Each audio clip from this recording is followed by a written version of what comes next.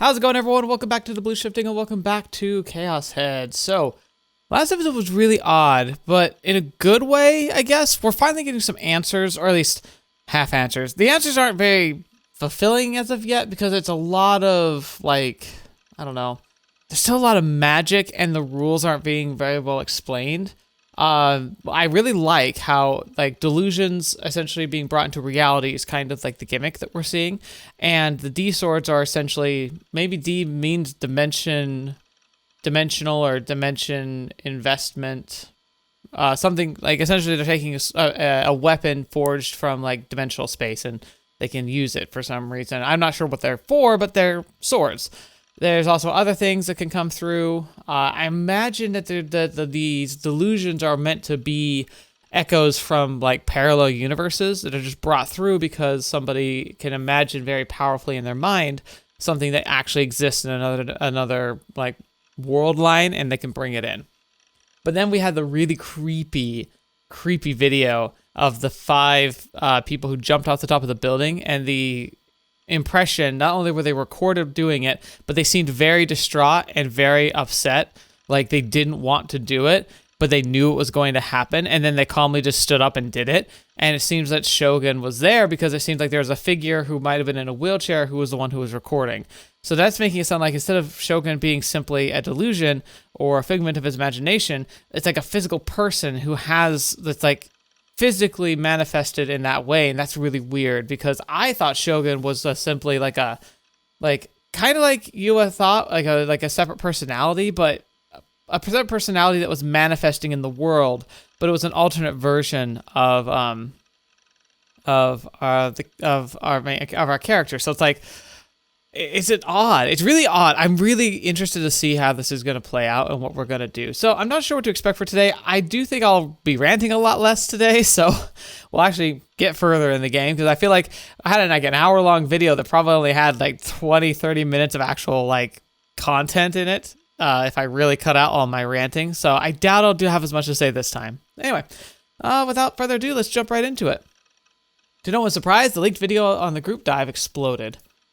Grimm had told me that the entire internet was going insane, and lo and behold, he wasn't lying. A huge chunk of that channel was now convinced that all 4 NewGen murders had been committed by the same person. Alright, let's see. Who has or dies the NewGen killer's signature move. The guy who upped it on YouTube has to be the perp. WEATE,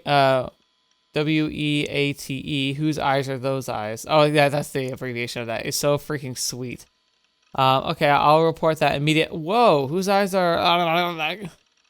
They're making a joke that they died. TLDR, whose eyes are those eyes was written out in the scene of the vampire, right? That means that there's a connection between the first and last case, despite all the people saying they had nothing to do with each other. Which then means that the man-child and crucifixion cases also have to be connected. Dang, I'm getting way too into this. Rookie baseball player, whose eyes are those eyes, and just random junk. Lion dancer. Also, whose eyes are those eyes' his first appearance was at the vampire case, so it couldn't possibly have copied the group dive. No, don't look. Ugh, smoke whose eyes are those eyes every day, because it looks like weed. Wow. I saw the video, but it looks fake as crap. Some actors just did it for views. I bet one Parisia on it? I don't know what that is. You twats really ought to stop using whose eyes or whatever the fetch so often. The killer just wants attention. You're giving it to him. Same dude as all the NewGen murders. Whose eyes are those? Eyes. Nah, the tower in that vid's actually just 2 meters tall. There's a trampoline or something below it, Lamau. Let's see. Agreed, that phrase keeps being a trend. There'll keep being more murders. Y'all need to tone the F down. It's not just a meme anymore. Whose eyes are those eyes? Keep in mind that's this guy. So it's the same person saying like, "Hey, chill out. It's not a meme," and then uses it. I live in Shibuya. QQ Lamau. Obligatory. Don't look. The Mewtwo video. It's topping the charts. View count is skyrocketing. It's so brutal. Don't look, guys. Lamau. Time to make the MHK News top report. Woot. Anything new from the perp behind Whose Eyes Are Those Eyes yet? Breaking news taking over at Jury Station. Woohoo! Except to 20 TV though. The news on TV was just as erratic. Like 140 had said, every available station, save for the 2 TV, have been interrupted by the breaking news where they'd played the leaked video on loop. Gosh, how tactless. The broadcast had lasted for about an hour. It's pretty shocking to see that the footage had actually been broadcast across the entire country. Of course, all the stations censored the part where they dived off the building at the end, but it was still extremely impactful. The opinions of those on TV were more or less the exact same as everyone's online. They're all attributed the 4 NewGen cases to the same culprit. Then again, it wasn't really much of a surprise. They'd finally found a common denominator between them, after all. Whose eyes are those eyes? It had become a popular phrase all throughout Shibuya. The phrase had first been shown to the world when the details behind the 4th case, the vampire, were shared. People then learned that the victims of the group dive had said it as well, even though it occurred a month before the vampire case. And the 4 incidents that had occurred so far had been used in both the first and last one. It had to mean something, and made the theory that a single person was behind the murders all the more probable. The police then held a press conference, stating that they intended to identify the person who'd posted the video as soon as they could. A number of politicians commented that the actions of the culprit were completely deplorable, that they need to be apprehended immediately. Captains of, the obvious there. The Mewtwo video had been removed by a moderator less than 3 hours after it was uploaded, but by then it was too late. That channel had already gotten their hands on it, and from there, nothing could have stopped it from being re-uploaded and spread like wildfire. And then, just before midnight, the following facts had been revealed through a police statement. The group dive video was uploaded from a computer located in Shibuya manga cafe known as That Cafe. It was uploaded from a specific private room of the facility, room number 37. Oh no. Oh, that's bad. Oh, that's real. Oh no.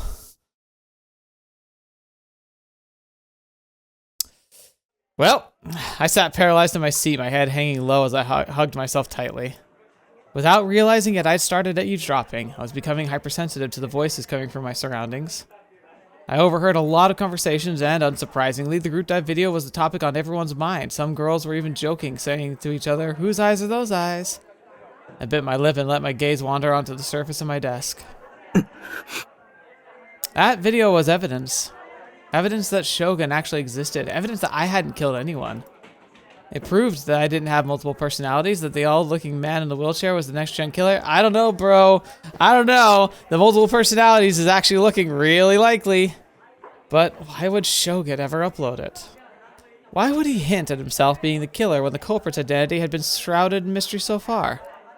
Only 2 explanations made sense to me. 1, Shogun was showing off by killing people because it amused him, which was pretty likely considering the time when he appeared in front of me. Or he was trying to provoke me. For some reason, Shogun and his underling Yua were doing everything in their power to fetch with me. I didn't know the reason why, I just knew that they were trying to frame me as the NewGen culprit. At this point, even the police were probably suspicious of me. Shogun was trying to corner me.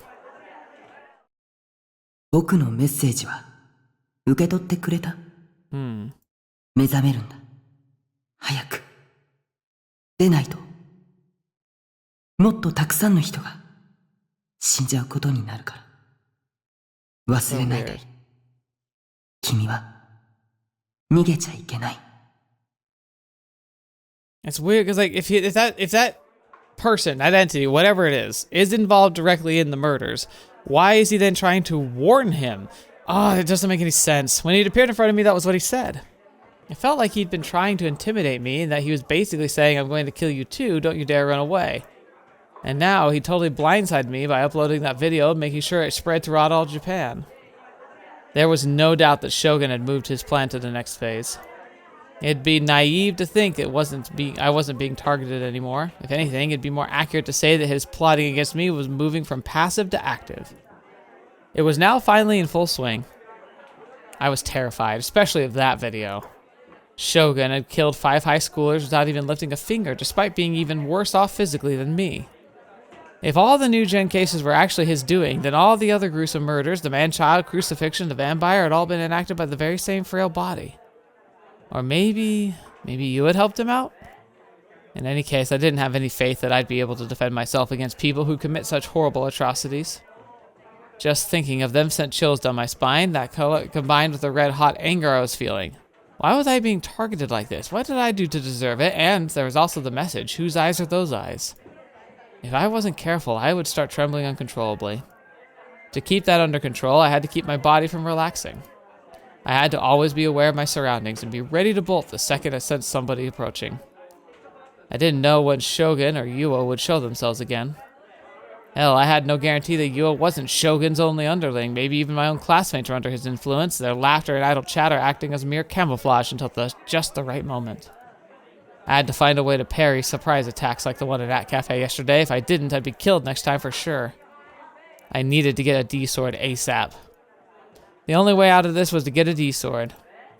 I had internalized what Ayase and Senna had said, and I'd searched online about it, and it all had convinced me. Getting my hands on a D-sword would save me. The night before, I desperately tried to gather information on D-swords while keeping an eye on the NewGen crap storm, but the research barely bore any results. I cradled my head, tearing at my greasy hair. How was I supposed to find a D-sword? 見つけなくちゃいけない。自分自身で。方法なんて私にはわからないの。Ayase had said that, but that was barely even a hint. My thoughts were weighed heavily on me. I was starting to freak out. My heart was steadily getting crushed by anxiety. I needed to hurry and find a D-sword, whatever it took. I had to find one. If I didn't, I'd be done for. Before becoming NewGen's next victim, I had to find one. But I needed to find out how. I had no clue how you were supposed to get one. I needed some kind of hint, something, anything. I had to figure it out fast or I'd lose my chance to finding it. Was I even capable of finding one? This was no time to be at school. It was my own life or graduating. I didn't need to deliberate which one was more important. And yet, why was I... Sensing someone approaching me, I quickly raised my head and braced myself for contact. Oh! びっくりした! Hey, Rimi. Rimi was standing there, blinking repeatedly as if she'd been stunned by my sudden movement. I made you jump? Stop staring at me like that. Or scaring me like that. All the stress in my body released at once and I crumpled on top of my desk with a big sigh. Taku, 大丈夫? Fulfilling her usual quota, Rimi peered into my face. I hurriedly lowered my eyes. 顔、真っ青だよ。汗もすごいし、目も血走っちゃってる。Was Rimi with me or against me? An ally or an enemy? After she'd saved me, I had grown a lot less wary of her. But there were still a ton of unanswered questions that I had yet to figure out. Like why she'd been covered in blood at the scene of the crucifixion. Or how we were supposed to be such good friends and that we'd been classmates since our first year, yet I had no recollection of her. Taku, 体調悪いの? You know, I just had a thought. What if Rimi is a delusion? I mean, it's pretty clear that when when illusions come through, they come through very physical and they seemingly are kind of real, right? That could explain, because if she were a delusion, and maybe it was a delusion inspired by the anime character that he likes, Sierra-tan, because there's some kind of similarities you can see between them. And so I wonder if she's a delusion brought through. Maybe in her world, like she actually exists and is actually friends with Taku, but he brought her through an accident recently, which would explain why she's like here and not here. But the only part that makes that really not work is that the other classmate knows Rimi too. So I don't know. That's a very weak theory. I don't think that's real. It's just, I'm trying to unravel how that works, because that whole gap in like how he just doesn't even know that she existed until recently. Even if he has multiple personalities, it seems bizarre that she could be in his class and he would be so disconnected from himself so often that he would somehow remember going to school but never seeing her. It's really odd. Rimi tilted her head slightly, a worried expression on her face.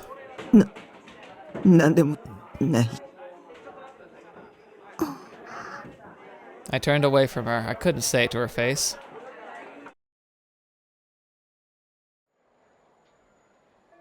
When the classes for the day finally ended, I felt like every ounce of energy had been drained from my body. Even during class, all I'd done was remain on high alert, repeatedly scanning my surroundings. I hadn't slept since yesterday, but staying this vigilant kept me wide awake. The school day felt like an eternity, and the sheer amount of time I spent there sent me spiraling into a deep depression.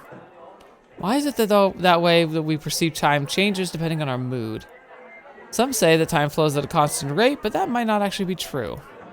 The speed of time changes depending on each person's subjective perspective. I've always theorized that it's a conspiracy to homogenize humanity's understanding of the concept of time by implementing units like seconds and hours, also that they could deceive people into forgetting that perceptions of time vary from person to person. No, perception is not reality. There's a lot of evidence, or at least theories, that suggest that our perceptions can influence reality, but no, time is persistent-ish. Because the time dilation is the thing. The faster you go, technically, the time flows differently, or at least your matter reflects the flow of time differently based on that. So that's a bit of a change, but like the fact that things like speed of light are limited, they're limited by time and space. They're kind of tied together. So there is a consistency to time because it follows very strict laws that, like, as far as we've been able to see, aren't ever broken. So it's like essentially time has its own, like it's as much a fabric of reality as anything else. And building off that theory, if the length of time is dependent on each person's perception, then conversely, doesn't that mean that the flow of time can be controlled at will? As I thought about that, I remembered Senna talking about controlling other people's wills. And conversely, 生まれながらに目が不自由な人でも目の前にある景色がちゃんと見えるようになる。ビデオカメラのような映像機器を介してな。What if you had that device that could simulate like interpreting like ocular vision and transmitting it to your brain? And what if you attached it and put it in and you saw things that other people couldn't see? Like there were other like creatures or buildings or objects that like no one ever seems to see, but because you have like digital eyes rather than biological eyes, you suddenly could see. Like, wouldn't that be horrifying? That'd be an interesting story. Video data from a camera is converted into electrical signals that are sent directly to the brain, causing the person to observe that sequence of images. Conversely, that would mean converting the images a person observed into electrical signals and sending them to equipment that can render video. The aforementioned equipment didn't have to be a video camera either. For example, what would happen if you connected a person to a hard disk recorder, then showed them recordings of someone's vacation? What if instead of real-life recordings, you showed them an anime? Technically, anime is 2D and therefore delusionary. But people who are blind from birth and have never seen anything from the 3D world, so if they were shown anime and told this is how the world is, then they would believe that the 2D world is reality, right? To that person, that delusion would be their reality, a delusion perceived as reality. Interesting. You know what? Here's another example. If a person A sent an image from their brain to the hard disk recorder that processed it and transmitted the image to person B's brain, and person A's delusion would become person B's reality. It also would be really interesting because one of the biggest issues that we face in psychology is the other mind problem. The idea that regardless of how well I try and communicate it, I can never properly tell you what it's like in my head. I can't explain what the color blue looks like to me. I can't explain what saltiness tastes like in a way that you could understand if you'd never experienced it. You could never truly see the world through my eyes because I don't even know how to tell you what's different because we can't see each other's visions. If you could break that barrier and I could transmit the way I see the world to you and you to me, I imagine we'd be a little flabbergasted that our brains probably interpret things like color very differently. Like we can all look at the same, like a street sign and say, yes, a stop sign is red with white letters. We can agree on that because we've learned that certain shades are red and certain things are white and everything like that. So we can all agree on that because we can all look at the same thing and say, this is red. We can all say, okay, we all agree. But maybe what I see as red is what you see as blue. And so if you saw what my eyes were telling my brain, you'd be very confused because the world would just look completely different. That'd be cool. Anyway, we got a delusion and we're talking about potentially making realities, like 2D realities, become real. We got to make this a positive one. Delusions becoming reality. In theory, it was possible. Holy crap, I was a genius, Lamau. I was over the moon by how brilliant my theory was. Maybe that was how I had acquired a D sword. ISA had said that had something to do with delusions, hadn't she? Alright, I should hurry up and go home so I can look it up.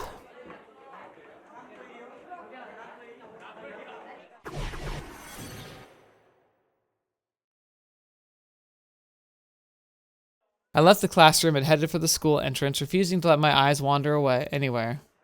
As I made my way out, I stuck to my usual routine, walking as close to the wall as I could, all while keeping my head so low I wouldn't stand out. The final bell had already rung a little bit ago, so while the students on cleaning duty or doing club crap were still around, basically everyone who'd opted to go straight home already had.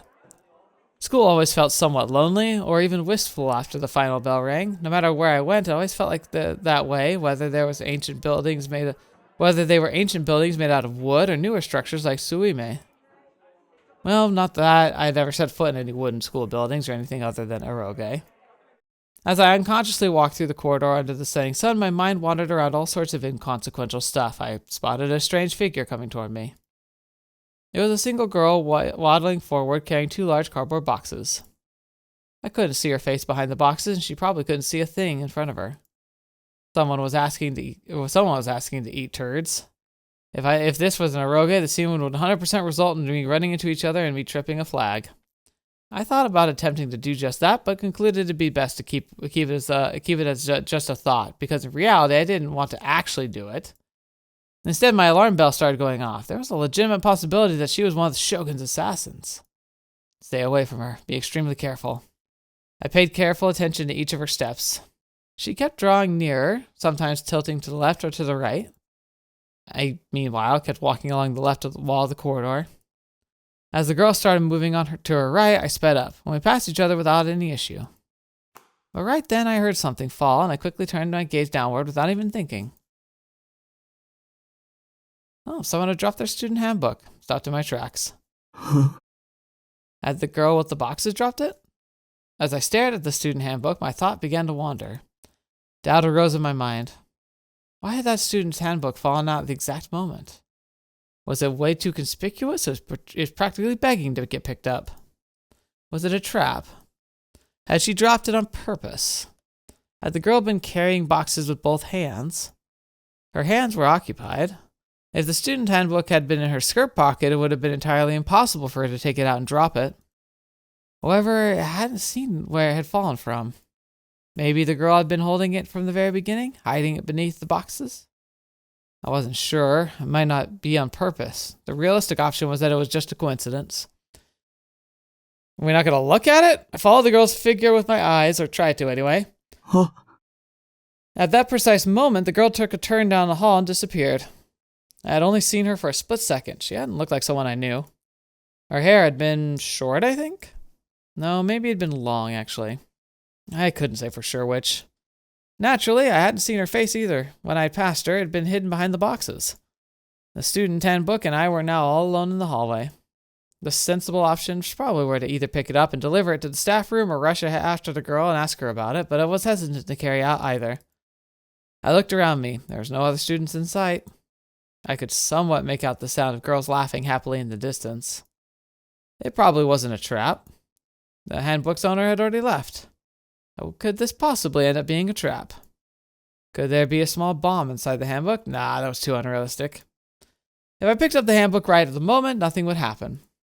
Yeah, nothing was going to happen. Just in case, I should check the handbook and see who the girl was. She could have been one of Shogun's underlings. I should check her name, class photo, and then leave the handbook here. I couldn't be fetched to go after her and give it back. Nevertheless, I still carefully scanned the area just to be sure no one was around. Then after I was sure I was alone, I picked up the handbook and casually opened it to the first page. Oh, God. That's not great. Interesting. So if this is accurate, it's like the picture's been removed, the information's been... Oh, wait, you can't read it, though. Okay, hang on. ID number, you can read the number. It's like, it's kind of cool because like they blocked it out like someone's tried to like mark it out, but you can still see the text. Name, Ako?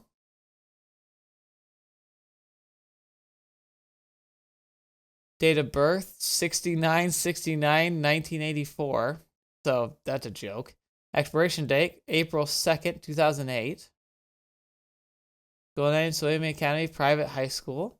Principal, Tadano Yoshiro. Okay. So date of birth, 69/69/1984. I mean, I'm guessing that's more just a reference because the 69/69 is obviously like stupid. April 2nd, 2008? That sounds familiar. Why does that sound familiar? Like, that date specifically sounds familiar. Is that the date that this game came out? I could see that. I don't know. Anyway, whose eyes are those eyes? It's got like a little...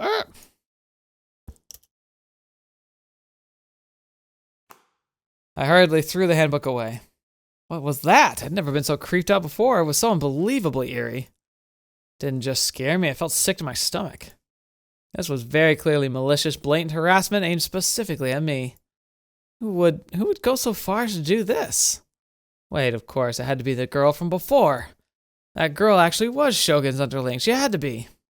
I only glanced at the student handbook, but all the information that should have been on the first page, such as the name and birth date in the class, was blacked out. In addition, the portrait that should have been attached to it had been removed. I felt like I was gonna puke. I was hit with an intense wave of nausea. I wanted to get out of there as soon as possible. Covering my mouth, I moved toward the stairs.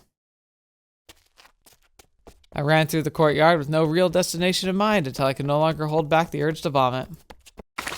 Ugh. The second I fell to my knees, the contents of my stomach began spilling out. That's gross. Doesn't help. I don't have my stomach doesn't feel great. The stomach acid made my throat burn. My vision blurred from tears. It was so hard to breathe. The aftertaste was absolutely vile. I must have been way more maxed out than I thought I was. It might have been because of the all-nighter I'd pulled. Okay. Here we go. We got a little bit of like restless. I have a feeling somebody's gonna walk up now. As I wiped the corner of my mouth, I looked around me restlessly, but I couldn't see a soul. However, the shadowy corners of the and the blind spots I never used to pay attention to become terrifying to me. I began to think that Yua and Shogun might be hiding in them. The second my brain came up with that, I could no longer take a single step. Someone save me. I wanted to cry, I felt nauseous all over again. I didn't end up vomiting, but I did dry heave several times. I think that's almost worse, honestly. The pain made me cry even harder. I was nearly sobbing at this point. But then, suddenly, someone's hand began to gently rub my back. Terrified, I turned around. 大丈夫。 Rimi was there. 大丈夫だよ。 I wasn't being condemned for feeling this way. No, her words were tender affirmation. 私はタクの味方だから。 But why? Like, it's very sweet, but why? She didn't even so much as grimace at the smell of my vomit. She didn't show any signs of disdain when she saw my face covered in tears and snot, nor when she saw vomit still clinging to the corners of my mouth. What a lovely mental image. She simply gave me a gentle smile, reassuring me that it would all be okay. Aww. That's very sweet, actually. As she drew closer to me, she continued rubbing my back gently. Why was that before and even now? Every time I thought I needed to be saved, Rimi would always heroically appear in front of me. Right now, Rimi was right here. It reassured me. It felt better. Before I even realized what was happening, my true feelings began to pour out. Yeah, like I said, part of me is wondering if she is a delusion, because it is really odd. Despite the fact I'd never talked about myself. 助けて。一人は怖いんだ。 Aww. Maybe that was why I bothered coming to school. Up until now, I'd always thought I'd been way better off alone. Of course, even now, I was still terrified to talk to others. I wasn't at all confident in my ability to actually talk to anyone, but with Shogun and Yua trying to destroy my life, I'd never been so anxious, scared, and alone. I wanted someone to be there for me. They didn't even need to be nice to me. I just wanted someone to be present. 一人は怖い。だったら私が一緒にいてあげる。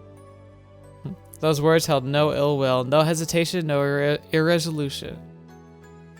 さすがに24時間ずっとは無理だけど。 Her shiny gaze suddenly moved up toward the sky. Her eyes were looking so far away. Just what could she be looking at in that sky? Oh, that's really reminiscent of Mayuri. That's interesting. I wonder if it's a similar like compulsion.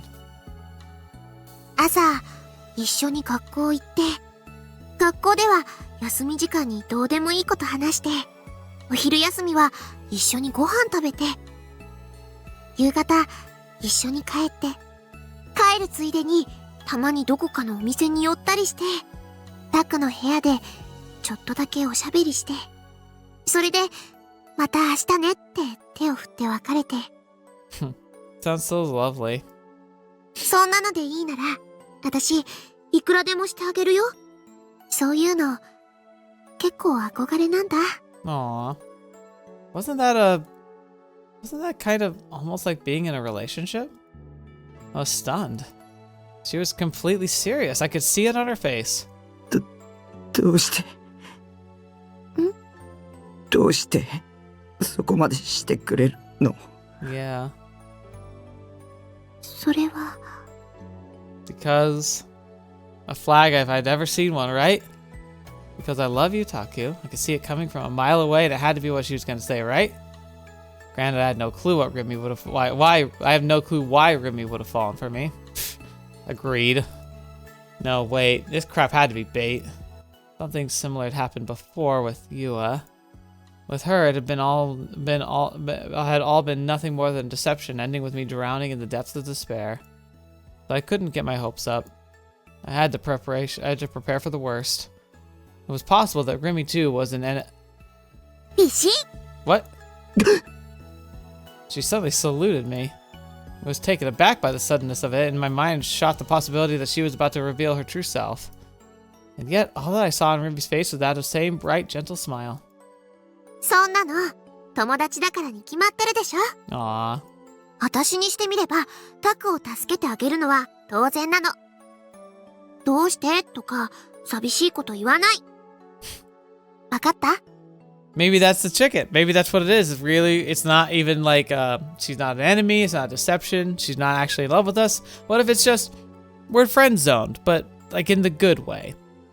Like friend zoned is always like, you know, derided because it's just like, oh, you know, you wanted more, but you're just a friend. But you know what?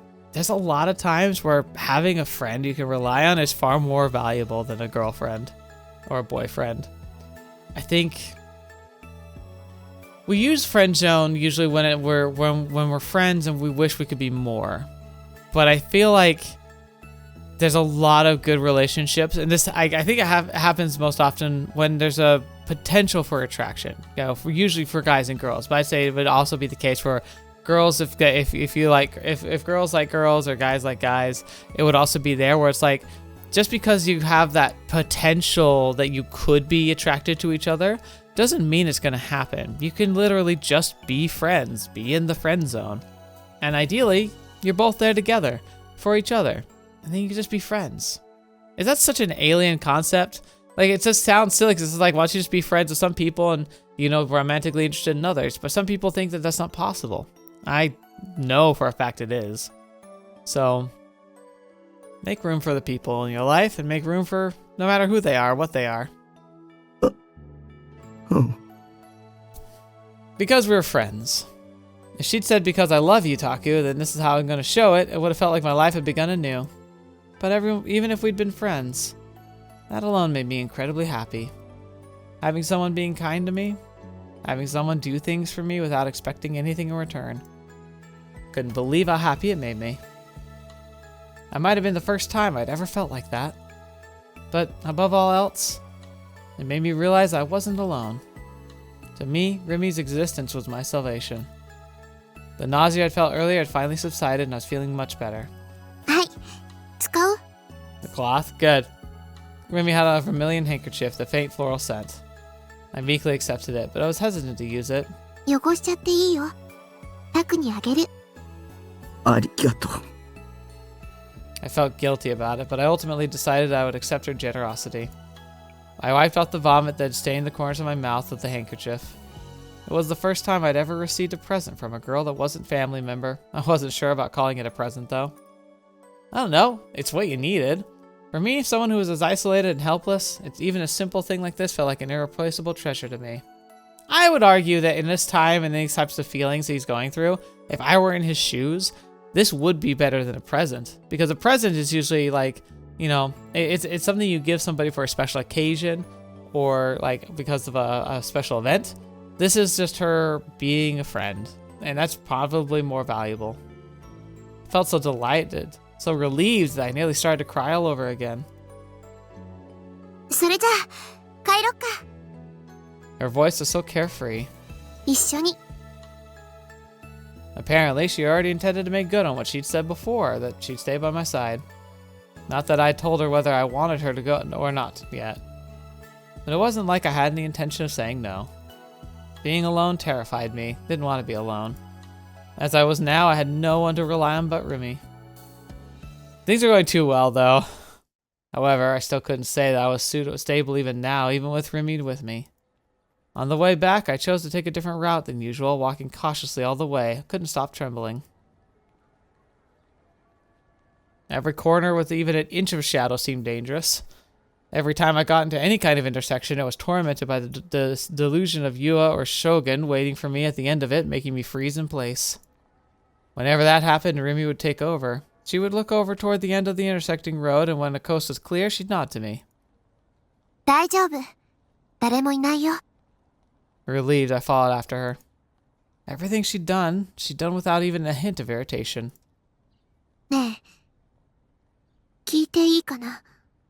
一体、何があったの？ I was slightly hesitant to tell her. If I said something here, Rimi could become a target for Shogun. It would get her involved. 話したくないなら、無理に話さなくても。いや、話すよ。My mouth had already started moving.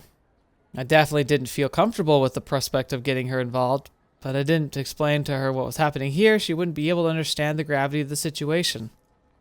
For sake of my well-being, I had to turn a blind eye to the possibility that it might put her in danger. She'd been the one who'd said she'd be by my side, so I was sure she'd be fine with it, so I told her everything. I told her that Shogun was the actual NewGen culprit, that Yua was one of his underlings, that they were both stalking me, what had happened in front of 107 the other day. I laid it all bare, albeit not without a fair share of stuttering.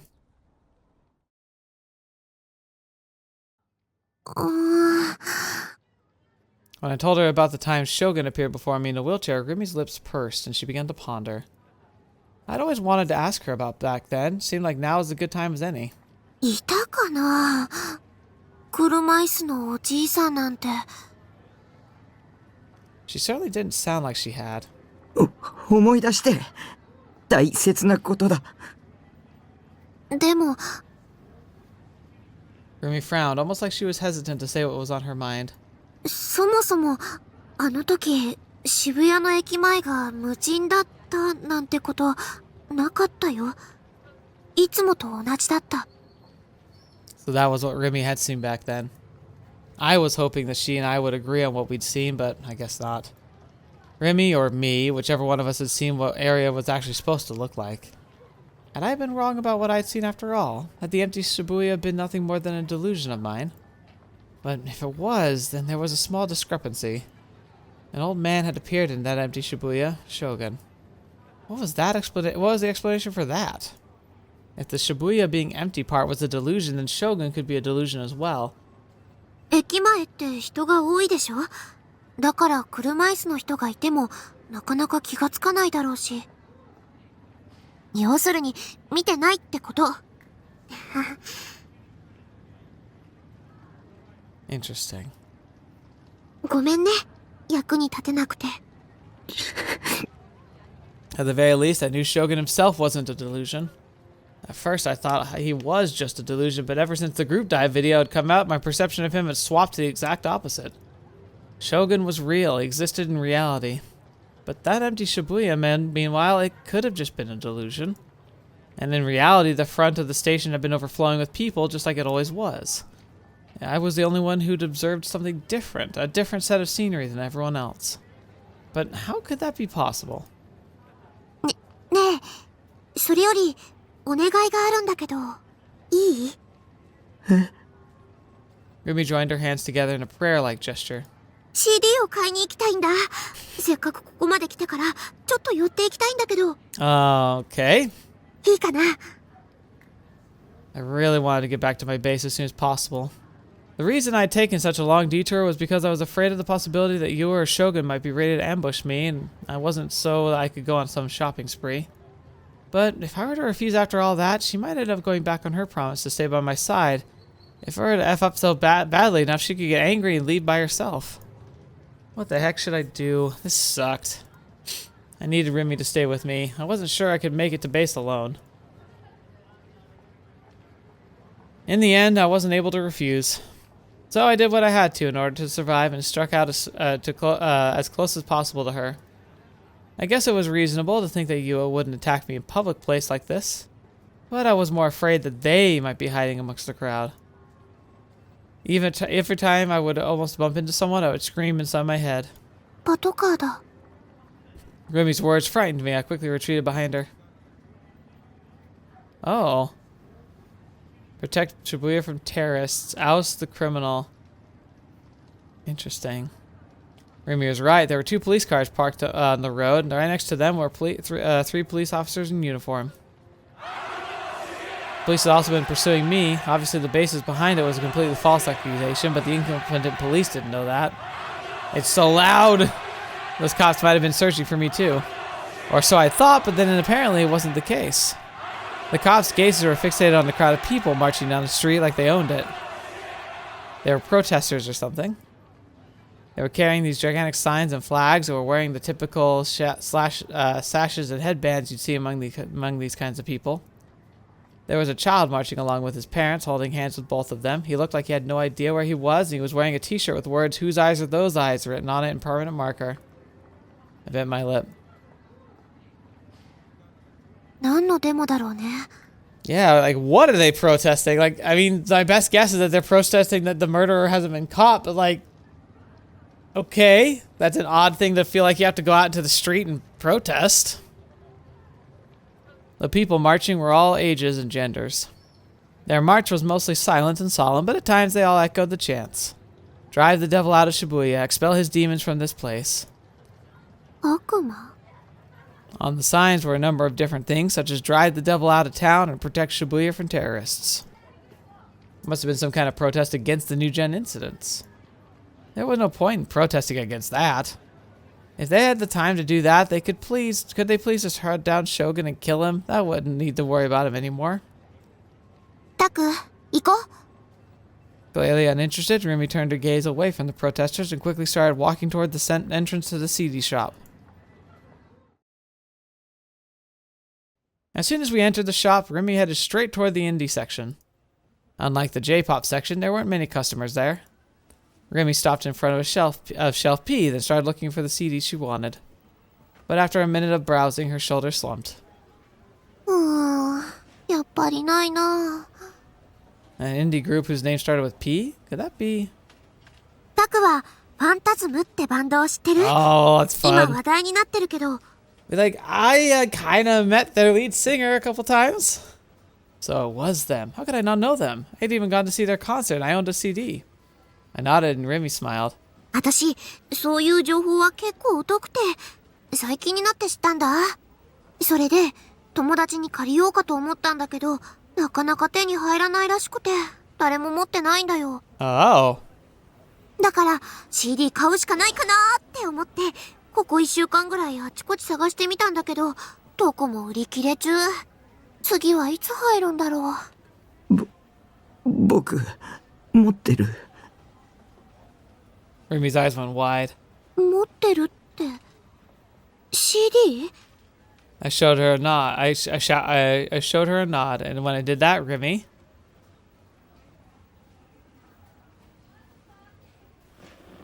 put her hands on my shoulders. She suddenly brought me her face close to mine, which immediately made me flustered.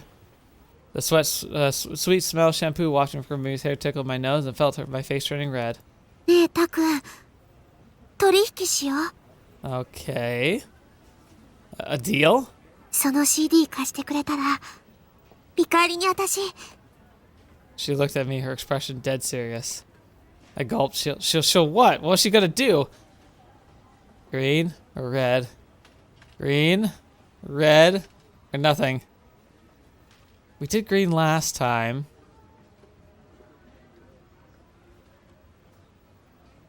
I feel like we need more positive stuff, though.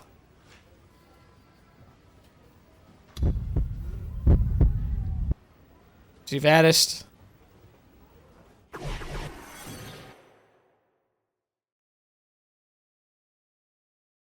Rimi's cheeks flushed slightly in embarrassment. And then, having seemingly made up her mind, she whispered something to me. 私のこと、好きにしていいよ。 Why? I should have known. え When I understood the meaning behind her words, my brain stopped computing. I couldn't tell if she was joking or being serious. I tried to look away, but before I could... しゃがんで。 What? Rimi glanced at her surroundings, then pushed down on my shoulders hard. Without really knowing why, I obeyed her. What's happening? I crouched down and leaned against the CD shelves, hugging my knees. Rimi also crouched down in front of me. I was completely lost. What the heck was she planning? 膝伸ばして。 Oh my gosh, what is happening? Did she want me to sit directly on the floor? I didn't want to act like such a DQN, but Rimi didn't wait for consent. She grabbed both my calves and forced my legs to straighten out. I couldn't stop myself from sliding down to the floor. Oh my gosh, what is happening?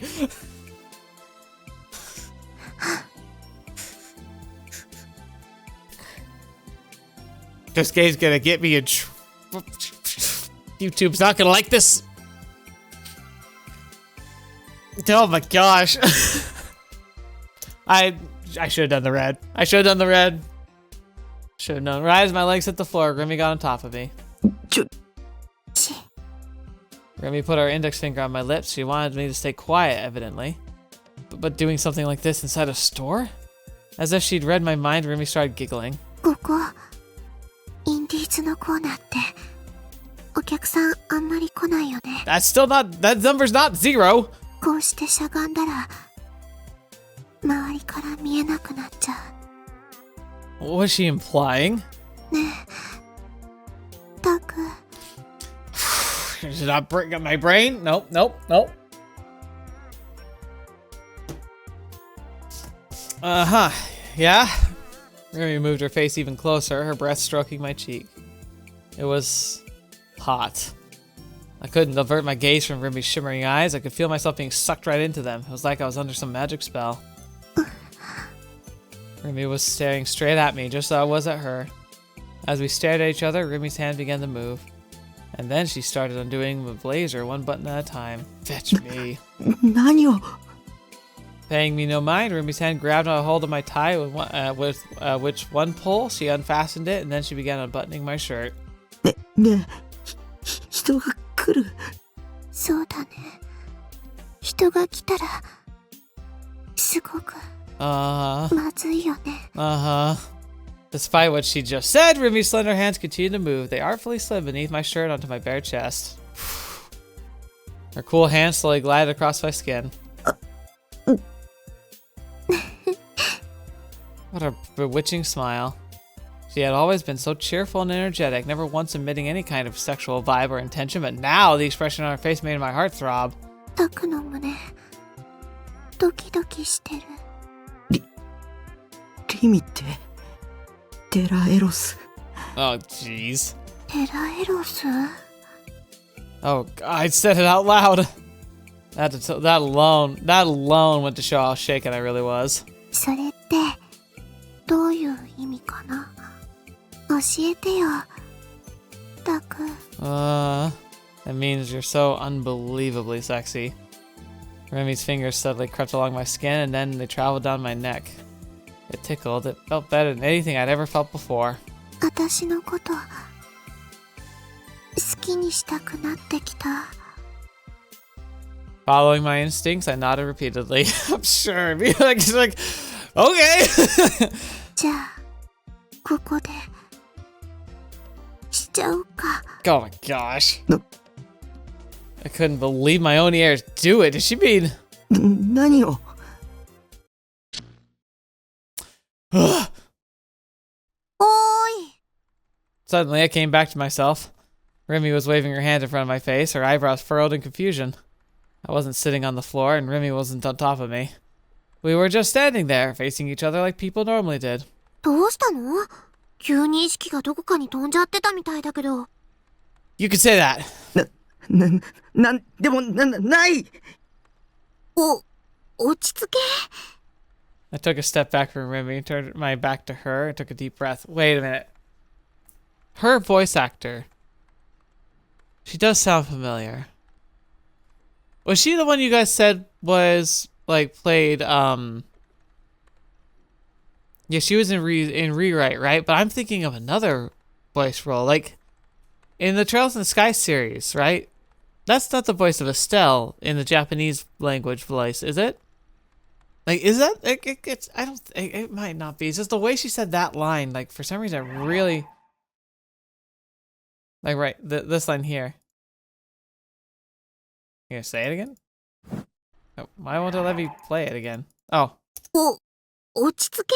That sounds so much like Estelle in, like, the Japanese language for Trails. Am I crazy? I'm probably just crazy. I took a step back from Remi, turned my back to her, and took a deep breath. Holy crap, that'd been the hottest delusion of all time. I was so fetched up, not to mention self-loathing idiot. I couldn't believe I just thought that. Actually, no, forget that. Rimi was the one who was talking about giving me something in return. You'd see that line before an infinite number of H scenes. Any guy who'd even dipped his toes in the genre to have his imagination go wild over it. Anyway, what was she actually planning to do for me? その調子だと、話聞いてなかったでしょ。 I'm sorry, okay? じゃあ、もう一回言うけど、私のお気に入り CD を貸すっていうので手を打ってくれないかな。 Yeah, sure. ねえねえ、いいでしょ？お願いします。この通り。Amane, that's the one she's supposed to voice in Rewrite, right? Which is crazy, because it's not the voice I would expect. Life was a cruel mistress, though I suppose it's my fault for expecting anything. Come to think of it, I wasn't supposed to be into 3D girls at all, yet I just had a delusion about doing that with Rimi. Why? When I agreed to Rimi's proposal, she delightedly struck a victory pose. That sight was so amusing to me that despite the critical situation I was in, I couldn't help but laugh. She's pretty good. She's a good... As a character, she's very interesting. I don't trust her, but I feel like there's, like, way more going on there. But at the same time, I mean, she definitely is one of the more pleasant people to be around. I managed to make it back to base safely. Thanks to Rimi, of course.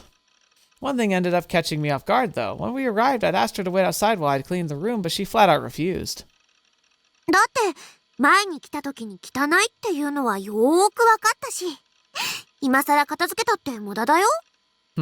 かっこつけなくてもいいって。私とタクの中でしょ？ね？ Oh, it's so open-minded. Yeah, but I wish I knew what exactly that meant. Rimi was completely absent from my memory, meaning I didn't really know her. Every once in a while, I'd find myself taken aback by how ridiculously friendly Rimi was whenever she talked to me. It wasn't unpleasant or anything, but it only made it all the more clear how different we felt about each other. On that particular note, was Rimi serious about there being no point in me cleaning my room? The floor was littered with empty box lunches, and the bed was piled high with eroge cases with not exactly the most safe for work cover art. Either Rimi had nerves of steel or she had no reason to feel on edge around me, but trying to figure out which it was only made me feel even more confused. Again, that's the problem with Rimi. She's like almost too perfect. It's a little like, so she was covered in blood at one time. She seems too perfect and like accepting of our very odd lifestyle. She's very cute. And it's like, she claims to have been friends with us, but we have no memory of her. Like that's the biggest problems with her. Like, she's like really good as a character, and I could see myself being very interested in her, and I am interested in her, but it's like to the point though where it's like it feels too good to be true. It's like there's gotta be something going on, but maybe that's just me expecting too much because I'm expecting twists and turns in a game. So maybe that's me, like, I would call it maybe metagaming almost, where I'm assuming things based on how I feel that she's being presented as a character, because she seemingly has no real flaws. So yeah, we'll have to see how that plays out. Anyway, Rimi, unaware of how distressed I was, went to sit on the sofa looking earnestly over the lyric booklet included in the Phantasm CD.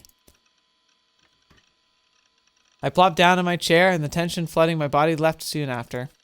My mind was completely maxed out after spending almost the day terrified, yet I wasn't feeling that exhausted. Maybe I was thanks to Rimi being there.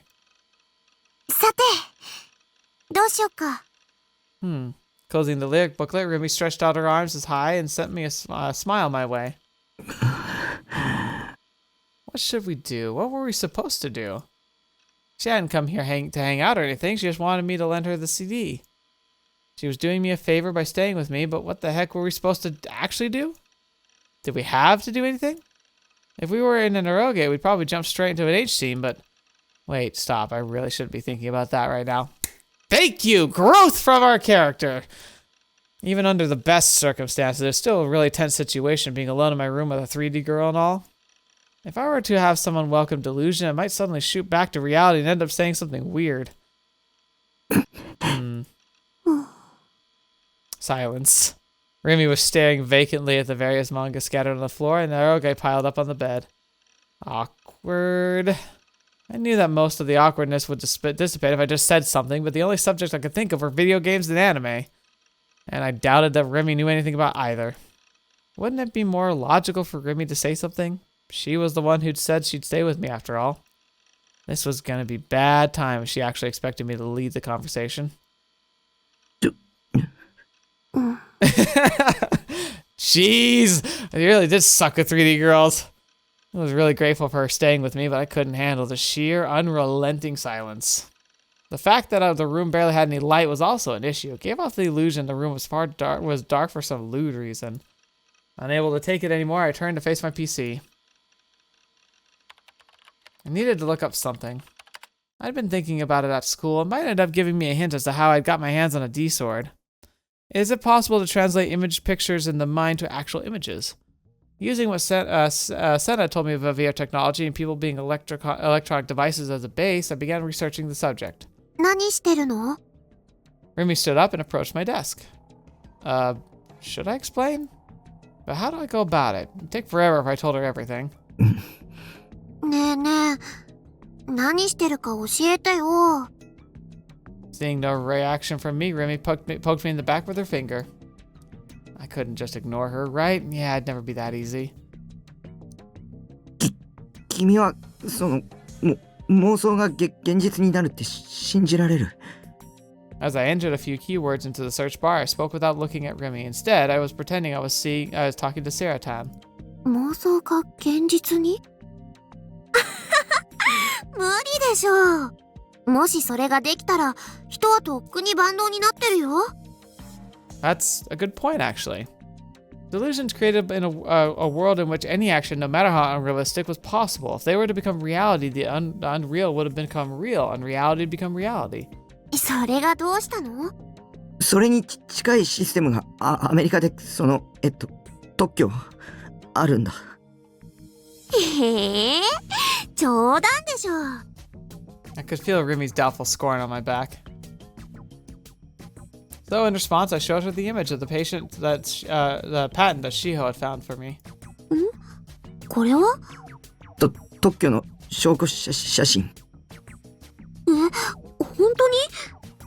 Rimi leaned forward and brought her face close to the monitor. She was right up to the next to my face, peering intently at the screen. わあ、私英語って苦手。すごいね、タク。英語読めるなんて。She was way too close. She was so close I could see the glittering of her eyes as they reflected the light of the monitor. I got flustered all over again. ねえねえ、どういうことか教えてよ。Seemed I had piqued her interest. I tried avoiding thinking about how close she was to me and attempted to focus on Seiratan and the monitor instead.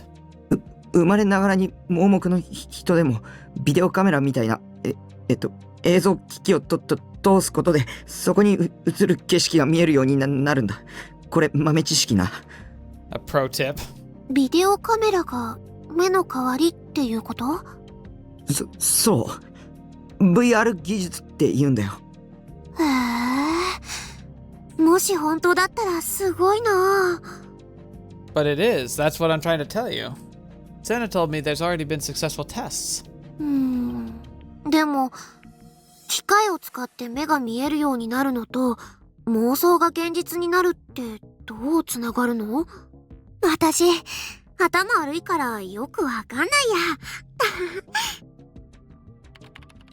As I explained it to Rimi, I tried searching for a number of keywords that might have been related, but I couldn't find anything. Even so, I kept on trying and typed more and more keywords. 映像機器に映る景色も脳内で思い浮かべた妄想も電気信号だから。Yeah. 逆に考えるんだ。脳内に電気信号を送るんじゃなくて、脳内から電気信号を送るって考えるんだ。ほほう。All I got were filler responses. She probably didn't understand a thing I was saying, probably. I couldn't be bothered to try explaining everything in detail, so I just stopped trying. I had to concentrate on my research. It didn't really matter if she understood it or not. After all, it was nothing more than a hypothesis I'd come up with. Rimi was still making noises and nodding to herself. Time to ignore her. I'd been doing a whole lot of searching, but I still wasn't unable to find any data to confirm my hypothesis. I tried taking a different approach, this time focusing my research on the patent itself. I went to check the foreign website that Shiho had told me about, one that listed American patents. Once I was there, I began to look for patents that would fit what I had in mind. Oh, baby, there it is. Satellite to the person, wave, data processing, receiver. Boom, and I could go back and forth. Receiver, data. Yeah, this is the other half. This is what we use for the compression data to be able to use to kind of reprogram the brain. After following a few links, I finally found an image with a similar vibe to the one Shiho had sent me. At a glance, I thought the patent was clearly different from the VR apparatus one. I should read it right away. 神経信号パルスを遠隔地からモニターし、それを映像および音声として再現する装置と方法。Yep, there you go. Oh. That was exactly what I had in mind. I involuntarily leapt out of my chair. これすごいぞ。すごいの？何が？簡単に言うとこれ他人の思考を盗撮する技術だ。思考を盗撮。 To sum it up, the audio and video people were imaging in their heads could be stolen by using certain apparatuses. Man, if that were real, that would be amazing. Because we could solve, remember I talked about at the beginning of the episode, the other mind's problem, the idea that you can't ever understand what my perceptions like translate into or what they look like. If this technology were real, we could then like essentially harvest the data from people's minds and we could project it in a way that everyone else could interpret, or at least like we could bridge that gap. Moreover, it even said the nerve impulses could be monitored from satellites. That meant it were possible to spy on subjects' thoughts no matter where they were on the planet. 本当にそんなことできるの？ SF 小説とかそういう類のものなんじゃ？特許ってそのシステム自体が完全に仕上がってないと絶対に取得できないんだって。That had to be made clear to me when I'd been looking up the stuff about patents earlier. And I don't think that's technically true, but you need to have like a proof of concept that's beyond just like a theory. A patent is about like you have to have essentially a prototype. And the prototype has to at least partially deliver or at least get close enough to be able to justify a patent. だからこれもちゃんとシステムが確立されてるってことだよ。So maybe that feeling of like other eyes on us is actually a satellite spying on us through our own perception. Can you imagine that? Like using people as hidden cameras, being able to use that as data collection for like a secret agency. This wasn't mere fiction. It'd be like hacking a phone or a computer, but hacking a person's brain instead. As long as you had the technological capabilities and the funds to build it, you could implement it any time. Before, Senna had told me that. ある意図的な情報を神経パルスへコンバートすることが可能なら Yeah. 人の五感すべてさらには人の意志そのものもコントロールできるんじゃないか Yeah. The free will is like a bigger leap, but the idea is that ultimately you could direct free will if you could convince them that things were a way certain were. Like again, it's that whole idea. Remember, like if you like reprogrammed your eyes to be seen through a digital camera that was unbiased or couldn't be tampered with, and then you suddenly were seeing things that were always there, but no one could ever perceive. But there was like blocks built in to prevent people from like running into stuff they couldn't go into or whatever. Like that's the crazy thing too, is like, what if you could change the perspectives of everyone around so they perceive the world a certain way even though it wasn't that way at all? I couldn't find a source for that, so it remained a mere conjecture from her. However, for my own theory, there were sources. Why would something so insane not have been spread throughout all Japan? This clearly deserved a Nobel Prize, if not something even bigger. I continued my research, this time looking up mind reading keyword. Then I found a record of a particular lawsuit from America. また英文だ。頭痛くなってきそうだよ。Aww. It was a really long document, so even I had a hard time reading it. It probably would read poorly, but I decided to use a piece of English to Japanese translation software. The contents of what was written there could be summarized like this. Legal record, plaintiff N.K. Rabin, defendant, United States Department of Defense, CIA. Plaintiff's allegations. I have become aware that my mind has been read via the use of a peculiar device. My monitored thoughts are then recorded and subsequently transferred to an unknown location using satellites. The aforementioned satellites have been taken me hostage. I've been a victim of constant, unending attacks regardless of the time of day, all of which were carried out by these very satellites. 1. Tracking. 2. Mind-reading, telepathic surveillance. 3. Monitoring all bodily signals. 4. Biorhythmic attacks. 5. Oral attacks. 6. Physical debilitation. Since the latter third of December 1990, I've been forcefully shown artificial created dreams using my sleep, some of which include video, audio, and even voices. Ooh, so maybe the argument is that if you're a sleepwalker too, like maybe they could program your actions. So maybe his subconscious that he's been like talking with the Shogun personality and everything, maybe it's somebody from a satellite. From February to May 1992, I fell victim to several biorhythmic attacks, all of which served to torture me via the induction of pain and or psychological harassment. Recognizing that these attacks were aimed specifically toward myself, beginning February 1992, I began to record the following information in a journal, the date, time, and contents of any particularly agonizing psychological attack I could remember. The biorhythmic attacks were aimed at every single region of my body. The pain, torture, and psychological harassment were coordinated in order to cause discomfort, fatigue, and agony to specific regions of my body, or in some cases, my entire body. The main regions affected are the follows. Chest, visual system, abdomen, brain to induce sleeping disorders, brain to show me artificially created dreams. 思考監視、思考盗撮、しかも国家ぐるみ。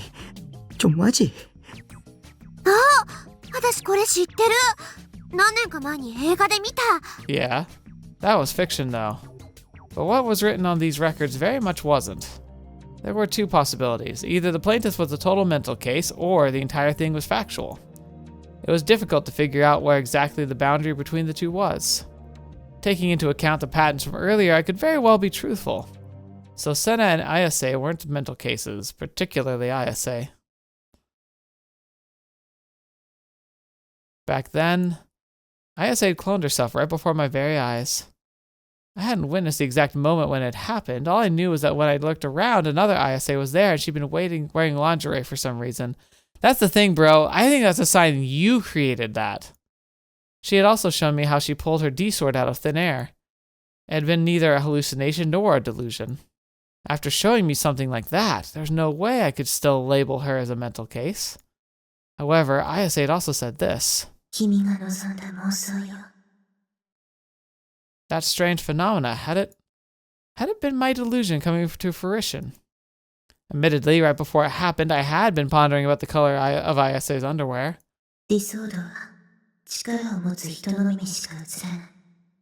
Right.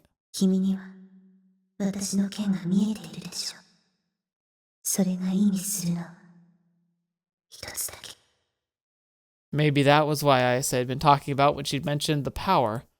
A power that projected delusions into reality. Maybe I had that power.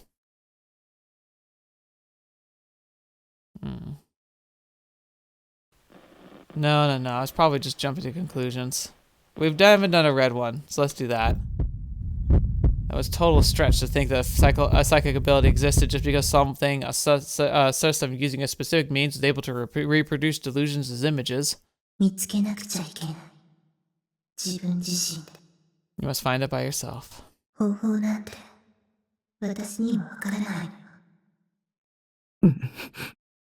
But what if the method to obtain a D-sword was by using such a psychic ability? So let's suppose I had that ability within me. I'm gonna say this. I've mentioned it a while. It's been a long time though, but like I have very, very vivid dreams, insanely vivid dreams, and I get to do stuff in dreams. A lot of people say they can't. I feel temperature. I've been able to read things in my dreams. I've had sensations of touch. Like a lot of people say they don't get that. Some people even say they don't usually dream in color. I dream in vivid color. In fact, my dreams sometimes look better than real life. And one other thing I've had too is like I sometimes have recurring dreams that continue like stories. Sometimes there'll be breaks like years between them, but it'll suddenly pick right up where it left off. And I've had these like moving like adventures and epics that'll happen. And there's one that keeps coming back every once in a while that's really fascinating. It's a world where I'm living in like essentially think of something like X-Men or like My Hero Academia, like a world where powers exist and some people have them. In that world, I always am hanging out with a group of people and they have various powers, and I have a specific one. And my specific power is that I could feel like threads of connection between points. I couldn't just materialize it wherever I wanted, but I could essentially create tears in reality leading from one physical location to another and like make like an open portal. I could hold it open and pass myself and other people through and then zip it closed behind me.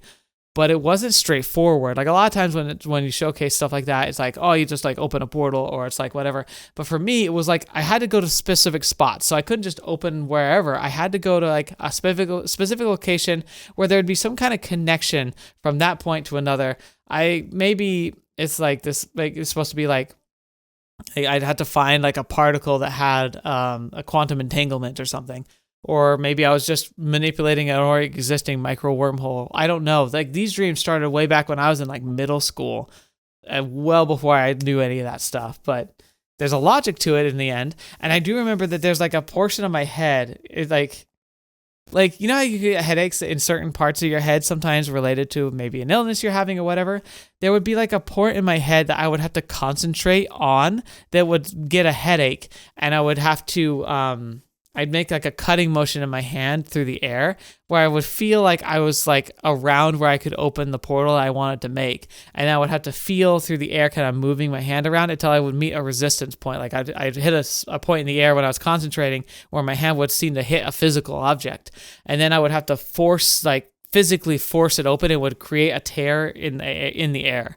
And I remember like creating the tear, like I'd meet the resistance, I had to grab my hand with my other hand and I had to pull with all my might to make the tear, and then I'd have to physically hold it open long enough for other people to use it, and I could like climb through and force myself through, but once I did, it would snap shut behind me.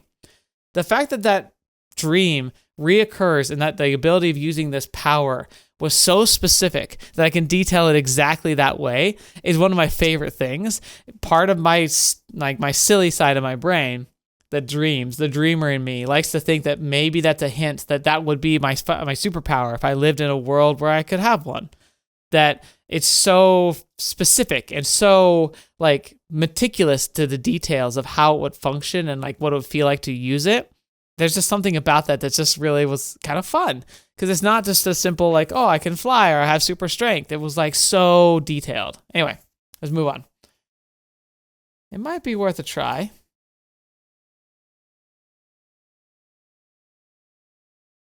Leaving Rimi to stare at the PC screen with her eyebrows furrowed, I picked up the D sword sitting in the corner of my room. I went to stand in the center of my room and brought my sword to eye level like an ESO character. At the point, I started to feel kind of ridiculous. There was no way skinny Japanese guy like me could look cool holding such a huge sword.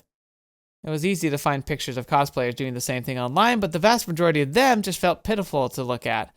Someone would probably feel the same way about me if they saw me like this. This might have been asking for the impossible. Despite my pessimism, I gave it a try nonetheless. I guess I just need a picture in my mind of sword in my head.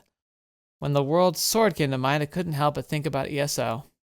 Maybe I should picture something akin to the beautiful, sinister swords that Sen and Ayase had, each complete with a sharpness that could sever anything it touched. Couldn't quite form a clear shape. Maybe it was because I still couldn't gather my thoughts. I needed to focus on either the actual sword from ESO or a sword like Senna's and Ayase's. If I had to choose between them, I should really go for the latter. Alright, let's see where this leads me. While I'm reproducing one as a delusion inside my head, I planted my feet, gritted my teeth, and tried grasping the sword with my power I held in my hands. I prayed as hard as I could inside my head. Become real. やめて。 Suddenly, something warm and soft covered one of my hands, holding the sword. Startled, I opened my eyes. Rimi had reached out her hand from beside me and grabbed my wrist. Her head hung low, her eyebrows were furrowed in distress, and her lips trembled slightly. What the? Something was wrong. I felt like she was an entirely different person from the one that had been getting all confused about patents earlier. And what was she telling me to stop? An unpleasant memory flashed through my mind. Rimi was on my side, she was supposed to be. However, I still hadn't solved the mystery surrounding her. Did Rimi know something about these swords? With a gulp, I nervously called out to her. タク。 With her eyes cast downward, Rimi opened her mouth. Her voice was stifled, devoid of any and all emotion. その件だけど。 Rimi was my ally, wasn't she? She wouldn't betray me like Yua did, would she? Even if Rimi betrayed me, I'd... 捨てた方がいいと思う。どうして My voice nearly cracked. Did Rimi know something after all? だって。 Rimi's gaze finally moved, but this time it landed squarely in my eyes. I hurriedly averted my own. What was she going to say? だって、もう高校生だし。 Rimi suddenly broke into a grin, a very mischievous grin. This abrupt change in demeanor left me speechless. そりゃ、男の子っていくつになってもそういうおもちゃが大好きなんだなーってのはなんとなくわかるけど。 That's true. I don't think I'll ever get bored of swords. さすがにそんな大きなおもちゃ一人で部屋で振り回してるのはどうかと思うよ。それが許されるのは小学生までじゃない？ま、でも、タクの個人的な趣味を私の前で披露してくれたってのはちょっと嬉しいかも。 Oh gosh. 私にだけ秘密を教えてくれたみたいで。What the heck? Man, I got all scared for no reason. I don't know, man. There's something off about her. そもそもそれ、どこで買ってきたの？高かったんじゃない？ I also do feel like I think she knew. I think she knows more than she's saying, especially because we saw that opening sequence too. But I think she knew. She knew we were about to reach for a D sword, and she wanted to stop us for some reason, maybe to protect us. 1万円渋谷の雑貨屋で。へえ、1万円か。安いのか高いのかわからないけど。でもそんな大きなおもちゃが普通に売ってるんだね。私、そんな大きなのを直接見たのって初めて。その雑貨屋さんに売ってるっていうのは誰かに教えてもらったの？ She really wasn't gonna let it go. Was she interested in this kind of sword or something? Maybe Rimi was actually a total Chunibyo in disguise? So the one who'd been making fun of me having a sword actually wanted one herself. No, actually, it sounds innocent, but it actually sounds like she's trying to figure out who told him about these swords. Maybe she's curious about getting rid of them. Tsundere much? Fuhihi, Lamau. 自分で調べた。ネットで。ネットか。すごいな。何でも情報が手に入るんだね。私は全然ダメ。パソコンなんてろくに使えないよ。I think, yeah. She's being friendly and nice. And the funny thing is, I genuinely think she cares about us for some reason, but that care is real. But I think she's really trying. She doesn't want us getting caught up in all of this. So she's trying to protect us. But she's fishing for information. で、その件って流行ってるの？なんで？タクはどうしてそれを買おうと思ったのかなって。Maybe I should tell her the truth? If she was going to stay by my side moving forward, maybe she'd end up helping my search for a real D-sword in the future. If that were the case, it might be better to just tell her everything now and get it out of the way. これは偽物だけど、本物があるんだ。本物？ Rimi tilted her head, puzzled. 本物を持ってる人、僕知ってるんだ。2人いる。同じ学校の女子。Yeah, see? 女子ね。女の子がこんなおもちゃを欲しがるかな。本当なんだ。それにおもちゃじゃない。あ、ごめん。本物は光るんだ。それにすごい存在感で。僕それを探してる。それさえ手に入れれば僕は救われるんだ。救われるって。Rimi looked quite puzzled, but I was dead serious. Not to mention a D-sword would be powerful too to confront Shogun. それで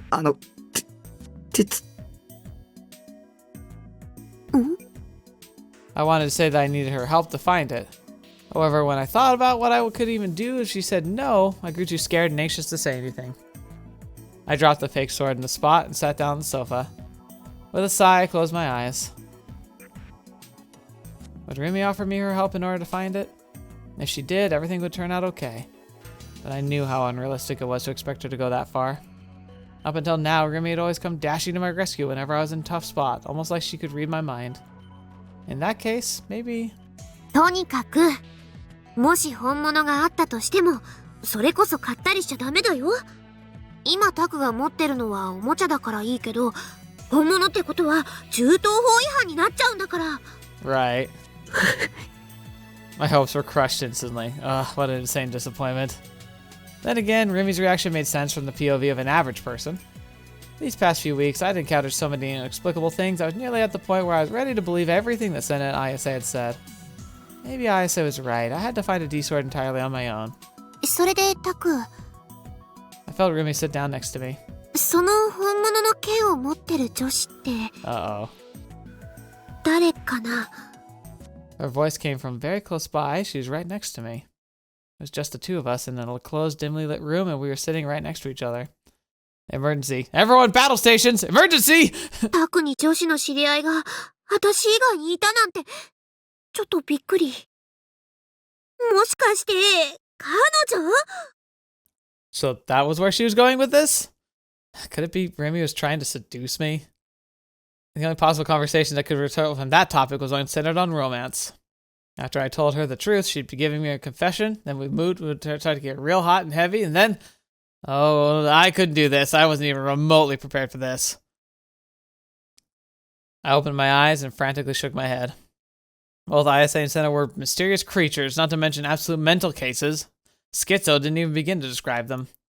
I'd have moe'd over them if they were 2D characters, but I've never moe'd over 3D crap. Especially with Senna. Talking to her just scared me. It wouldn't surprise me if violence was just part of her MO. Oh, I like Senna. I wanted to stay as far away from her as possible. そっか。ちょっと安心したかな。What is your deal, Rimi? Why? Why do you like this guy?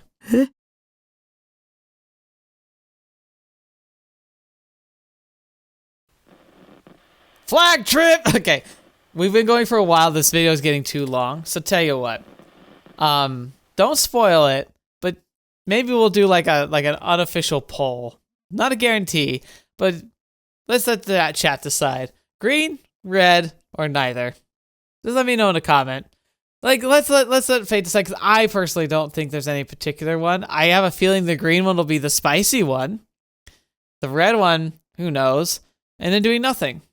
You know, very passive, focusing on the moment. But flag tripped is a great place for us to stop for today. It's been a long episode. There's a lot going on, so let's chew on it for now. Thank you so much for joining me. I'd love to hear your comments below, and I'll try to tally them up based on like when I next record for this. So you got a little bit of time, maybe like a day or two, for me to like figure out kind of what the results are. So even if you don't do anything more than just type green or red in the chat, it'll count for that.